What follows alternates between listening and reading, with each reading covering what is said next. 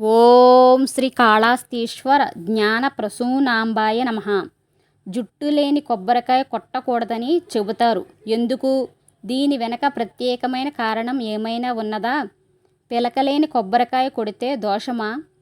9 విధాలైన భక్తి మార్గాలలో చివరిది ఆత్మ నివేదనం. అంటే భగవంతునికి భక్తుడు తనను తాను సమర్పించుకోవడం. పూజ చేసిన తర్వాత కొబ్బరికాయను మన ఆత్మస్వరూపంగా భావించి దైవానికి నైవేద్యంగా సమర్పించాలి.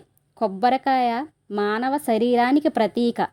కాయ పైన ఉండే పొర చర్మం, పీచు మాంసం, దృఢంగా ఉండే చిప్ప ఎముకలు, అందులో ఉండే కొబ్బరి మనిషిలోని ధాతువు, కాయలోని నీళ్లు ప్రాణాధారం, పైన ఉండే 3 కన్నులే ఎడ, పింగళ, సుషుప్న నాడులు, జుట్టు అఖండమైన జ్ఞానానికి అహంకారానికి ప్రతీక. అందుకే మానవ శరీరాన్ని ఆత్మతో నివేదించుకుంటున్న భక్తి భావంతో కొబ్బరికాయను కొట్టి భగవంతునికి సమర్పించుకోవాలి.